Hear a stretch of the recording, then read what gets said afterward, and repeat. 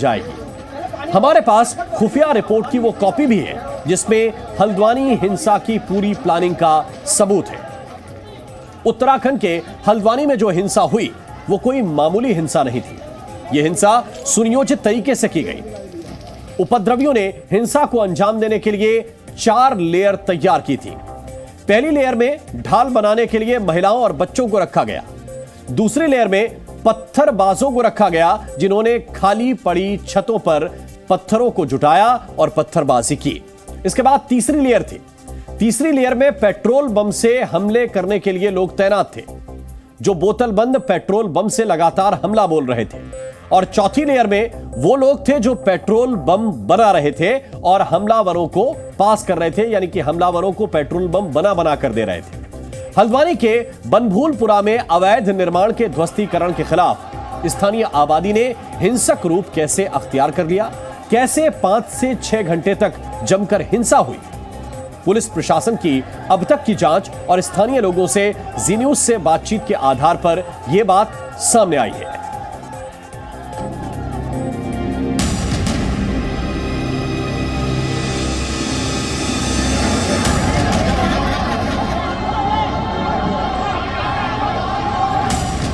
उन अराजक तत्वों से उसकी एक एक पाई वसूली जाएगी। ध्वस्तीकरण की कार्रवाई जो है वो बुलडोजर के बिना कैसे चलेगा? 5 लोगों को गिरफ्तार किया।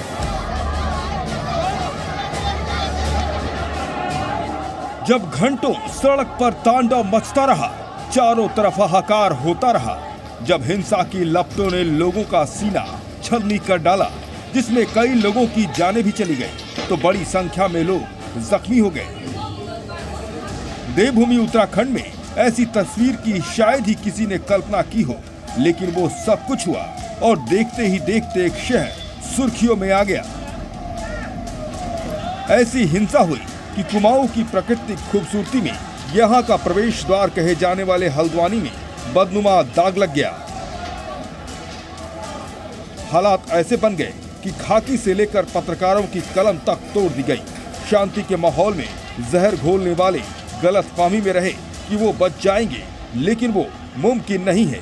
एक एक कर सबकी पहचान की जा रही है। सीसीटीवी फुटेज हो या फिर मीडिया के कैमरे में कैद तस्वीरें, ऐसे उपद्रवियों पर तो कार्रवाई शुरू हो गई है। सीएम पुष्कर सिंह धामी खुद मौके पर पहुंचकर लोगों का हौसला बंधाया और अपना सख्त रवैया अख्तियार कर लिया। पुलिस प्रशासन ने सख्ती दिखाई तो उपद्रवियों को दिन में तारे नजर आने लगे। हम देवभूमि में किसी प्रकार की भी हिंसा, किसी प्रकार की भी अराजकता, ये किसी कीमत पर हम सहन करने वाले नहीं हैं। उसके लिए जो जरूरी काम होगा वो जरूरी काम किया जाएगा। जिन्होंने भी बनभूलपुरा में जो हमारे सरकारी संपत्ति का नुकसान किया है, निजी संपत्ति का नुकसान किया है, उन दंगाइयों से, उन अराजक तत्वों से उसकी एक एक पाई वसूली जाएगी, चाहे कितना भी बड़ा रसूख वाला कोई क्यों ना हो। अवैध निर्माण पर होगा बुलडोजर अटैक। उत्तराखंड में चलेगा बाबा का फॉर्मूला। देश जानता है उत्तर प्रदेश के मुख्यमंत्री योगी आदित्यनाथ ने अपने अंदाज में कैसे सूबे से अवैध कब्जा करने वालों के होश ठिकाने लगा दिए। देश जानता है कैसे उत्तर प्रदेश में योगी ने उपद्रवियों और बदमाशों के होश फाख्ता कर दिए। देश जानता है कि आज की तारीख में गुंडे बदमाशों को सपने में भी बाबा का बुलडोजर याद आता है। वो बुलडोजर जो ऐसे उपद्रवियों के खिलाफ एक प्रतीक बन गया है। तो भला देवभूमि के उपद्रवी कैसे बच जाएंगे?